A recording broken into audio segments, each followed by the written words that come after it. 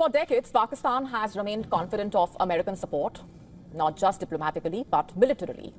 From the years of the Cold War to offering its air bases for U.S. operations in West Asia, Pakistan has long outsourced its strategic autonomy in a way in exchange for superpower backing.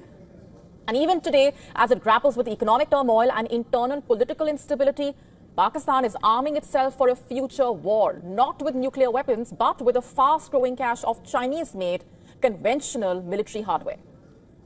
The message is clear. Pakistan is preparing for conventional conflict, not deterrence.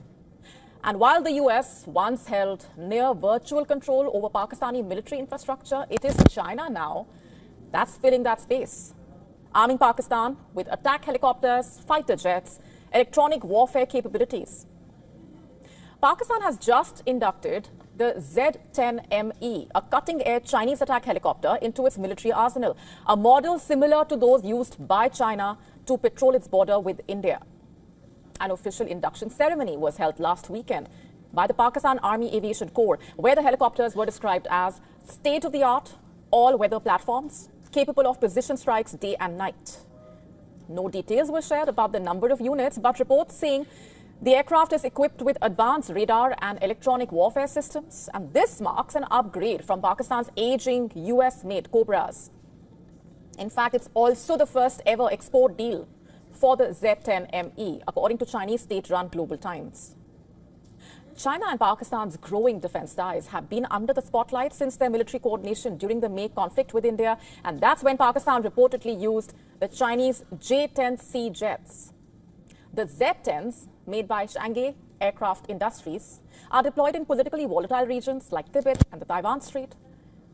In the year 2018, China sent 3 of them to Pakistan for testing, but they were returned after failing to meet the expectations. And this newer Z-10ME version reportedly improves low-altitude flight and situational awareness.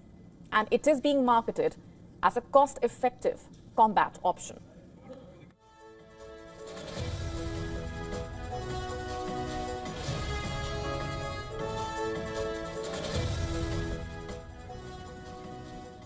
Beijing has made no official comment yet on the deal. Meanwhile, Pakistan announced in June that it would buy even more Chinese weapons, including one of Beijing's most advanced fighter jets. And behind all this is Pakistan's Field Marshal, General Asim Munir. He has been busy at work, meeting Trump's team in Washington just weeks after the brutal terror attack in Pahalgam, and then visiting Beijing in July to hold talks with top Chinese officials, including Zhang Yuxia, the vice chair of China's Central Military Commission. Zhang has promised deeper defense cooperation, calling Pakistan a key link in China's regional defense strategy. And so here's the real question. What exactly is Pakistan arming itself for? This is a country, after all, grappling with skyrocketing inflation, a collapsing rupee, and a fragile democracy.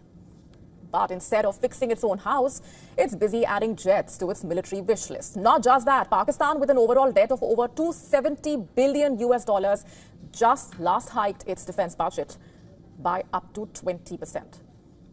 And all of this just weeks after India's Operation Sindoor, where India strikes on Pakistan terror launch pads and later military installations dealt a heavy blow to Pakistan's terror machinery. Yet, Pakistan remains undeterred, it seems. Undeterred in its obsession with India. Undeterred in funding terrorism instead of feeding its own people. But is anyone surprised, really? After all, Pakistan today is a terror sponsor, a Chinese satellite state in a way. And now with US President Donald Trump's patronage, also becoming a pawn. If you have been watching the news lately, you would know this. India is standing firm against Donald Trump's sudden tilt towards terror sponsor Pakistan, a move that looks increasingly like an attempt to weaponize Pakistan against India, punishing India unfairly for the West's failure to stop the Russia-Ukraine war. As Trump mixes trade, terrorism, and geopolitics in a way that benefits him. But while India stands firm against this blatant pressure, Pakistan is doing what it has always done best, arming itself for the next war with India, even as its own economy and politics teeter on collapse. And it's not doing it alone, it's doing it with the help of China. And Donald Trump? He seems determined to do what he pleases.